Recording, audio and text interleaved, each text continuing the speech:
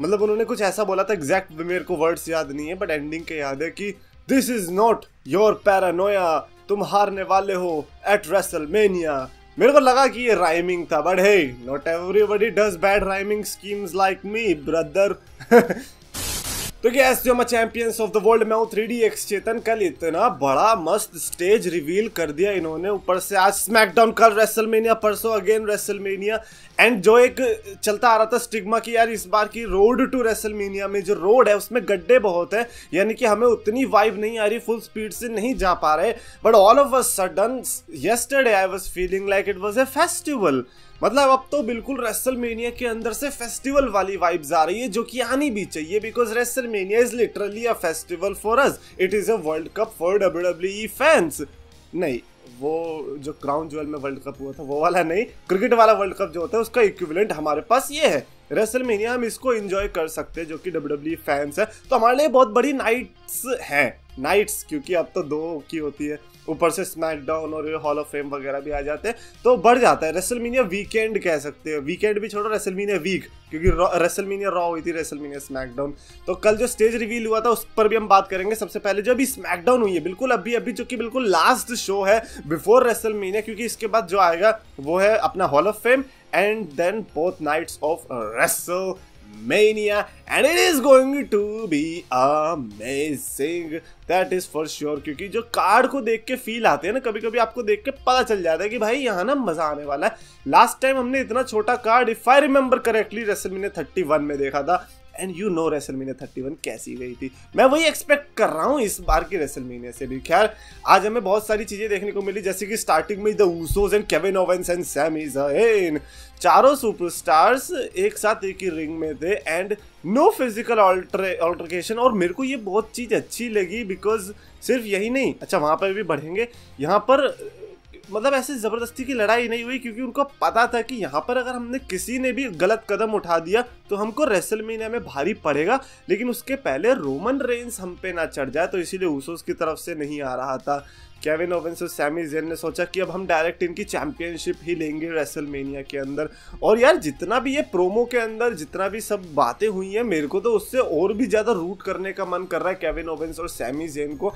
And I loved कि किस तरीके से जो ब्लड लाइन की ओरिजिनल स्टोरी लाइन थी वो अभी भी डिफ्लेक्ट नहीं हुई है, क्योंकि सैमी ज़ेन अभी भी constantly Jey Uso and Roman Reigns के बीच में टेंशन प्रोड्यूस करने की कोशिश कर रहे हैं, बिकॉज ही हैज सीन जो कि हमने नहीं देखा, because he has been with the blood line back stage.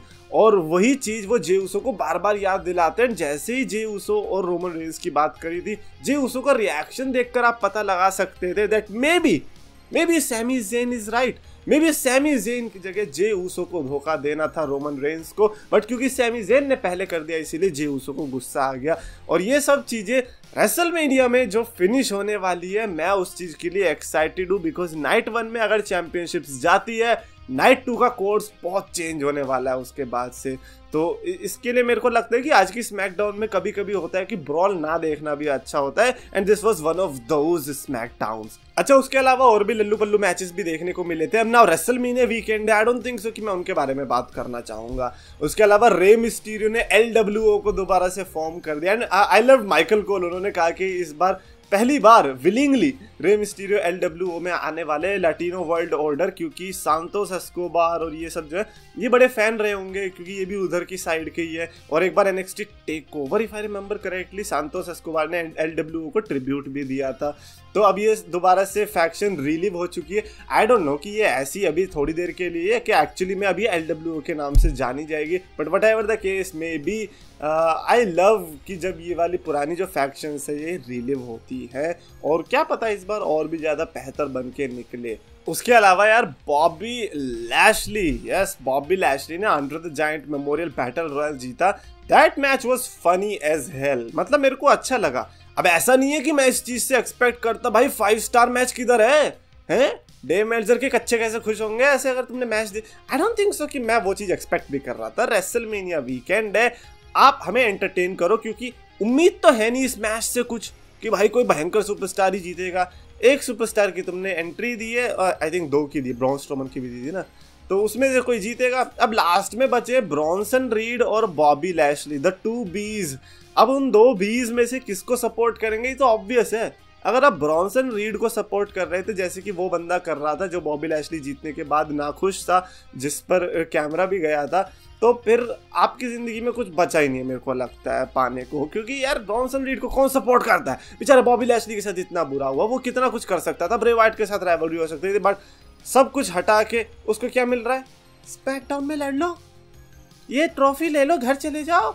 है ये ट्रॉफी की क्या वैल्यू है जी, आंड्रे द जायंट का नाम है, अच्छा वो तो अच्छी बात है, लेकिन करते क्या हो, कुछ नहीं करते, इसे ले जाओ घर पे। यार ये तो वैल्यू रख रखी है, अब ट्रॉफी दी है तुमने, कुछ तो करो। आई रियली होप कि रेसलमेनिया में बॉबी लैशली इस ट्रॉफी के साथ कुछ तो करते दिखाई दे, पता तो चलना चाहिए यार बॉबी ने जीती है ये। एंड देन फाइनली आया हमारा Roman Reigns and Cody Rhodes का segment, the segment that I was excited about because you don't know कि क्या हो सकता है।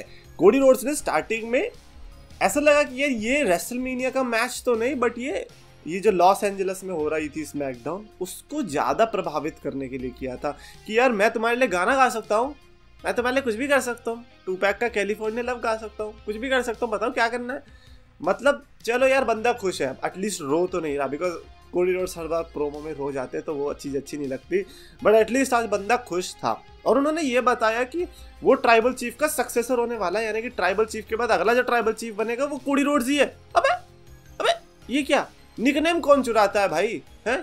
कभी देखा रे मिस्टीरियो ने बोला ए केन मैं तेरे को हरा दूंगा, फिर उसके बाद मैं भी बिग रेड मशीन बन जाऊंगा। तो सेंस है इस बात की? कोडी रोड्स तुम समोवन बनने जा रहे हो क्या? टैटू की जगह बची है तुम्हारे पे? जो भी है यार, कोडी रोड्स के पास साथ इतना हार्श नहीं होना। जस्ट बिकॉज मेरी प्रिडिक्शन रोमन रेंस है डजंट मीन कि मैं ऐसे बोलूं है।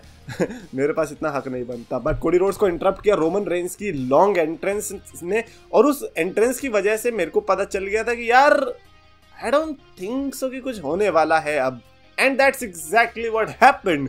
रोमन रेंस ने सिर्फ कोडी रोड्स को कहा acknowledge me, that is it, that is the segment. And you know what, that was good, that was clean, pure और just wait for the moment वाला सेगमेंट था कि यार ये सब ठीक है, अब बस रेसलमेनिया का वेट करो।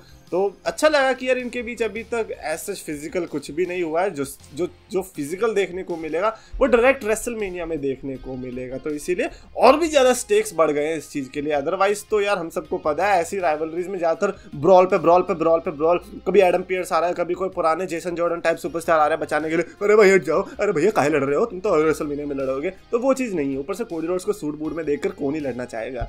खैर आज की स्मैकडाउन मैं कहूँगा कि ऐसे सेगमेंट्स की वजह से अच्छी थी, otherwise it was not that special. Just because ये रेसलमेनिया फेस्टिवल था, इसकी वजह से हमें हाइप आ रही होगी। स्मैकडाउन को मैं बिल्कुल स्मैकडाउन की तरह रेट करने वाला हूँ, इनफैक्ट और भी ज़्यादा हार्ड होने वाला हूँ, बिकॉज ये रेसलमेनिया स्मैकडाउन थी और रेसलमेनिया स्मैकडाउन वर्दी स्मैकडाउन तो थी नहीं।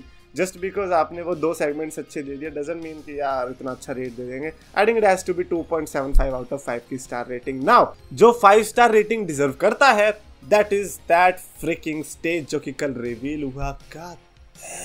ओह माय गॉड, मतलब यार डिज्नीलैंड के बाद वही जगह है जहां पर मैं जाना चाहता हूँ। कुछ भी है, कुछ भी, डिज्नीलैंड कौन बोलता है यार। एनीवेज डिज्नीलैंड के बाद वो जगह, क्योंकि देखो ना कितनी प्यारी लग रही थी। मतलब मेरे लिए ऑलरेडी वो top 5 WrestleMania stages of all time में घुस चुका है बहुत इजीली। और रेसलमेनिया 21 का स्टेज था गॉज हॉलीवुड और ये वाला भी वही है। अगर मैं उन दोनों को भी कंपेयर करूँ, this one takes the cake. Of course production quality वो सब बड़ा है तो उसका भी एडवांटेज मिलने वाला है, एंड यू नो तरक्की करी है टेक्नोलॉजी ने भी। बट यार कॉन्सेप्ट वाइज, मतलब जो हम 3D ग्राफिक्स में देख रहे थे अब तक उनके इंट्रोज वगैरह में, प्रोमोज वगैरह में, उसको एज इट इज छापना in reality with the blocks, it is crazy. The lighting is insane because it is not dull like WrestleMania 35, it is golden like WrestleMania 26, so that is crazy। Pyro work भी अच्छा दिख रहा था, ramp भी अच्छा दिख रहा था। मेरे को लग रहा है कि एंट्रेंसेस के साथ ये स्टेज जो है ब्लॉकबस्टर होने वाला है। तो I really loved it. I think WrestleMania 26 का वो वाला जो पार्ट था ना, कि जो स्क्रीन रिंग के ऊपर ऐसे आ जाती थी बिल्कुल नीचे जब एंट्रेंसेस हो रही थी, अगर वो वाला भी कुछ ये कर पाए तो बहुत अच्छा होगा। That was really good. तो ये हॉलीवुड के हिसाब से रेसलमेनिया के इस स्टेज को मैं डेफिनेटली 5 स्टार देना चाहूँगा। इनफैक्ट कल हम जब इंस्टाग्राम पर लाइव रिएक्ट कर रहे थे इस पर, हमारा भी सेम रिएक्शन था। ऐसा लग रहा था कि भाई ये क्या स्टेज है, भाई किसी की शादी होने वाली है क्या। खैर शादी मेरे को लगता है फिर भी छोटा ओकेजन है कंपेयर टू रेसलमेनिया। तो WrestleMania worthy stage definitely compare to WrestleMania 35 36 तो कोरोना ही हो गया था उसमें, तो क्या ही कंपेयर करना। आई थिंक लास्ट कुछ ईयर्स में भी ये नंबर 1 पर बहुत इजीली आ सकता है। ये आई अंडरस्टैंड कि काफी लोग एंट्रेंसेस का वेट करेंगे, करना भी चाहिए, क्योंकि क्या पता एंट्रेंसेस के टाइम पे ये स्टेज हक दे, हो सकता है पूरे के पूरे चांसेस है। बट अभी के लिए early thoughts 5 star from me. So ये कमेंट्स में लिखकर बताना अपने थॉट्स रिगार्डिंग स्मैकडाउन और रेसलमेनिया और बैठक में भी और मे बी स्टेज, जो भी आपको बोलना कमेंट्स में लिखो। और अगर आपको वीडियो पसंद है तो प्लीज लाइक करो, शेयर करो, चैनल को सब्सक्राइब करो।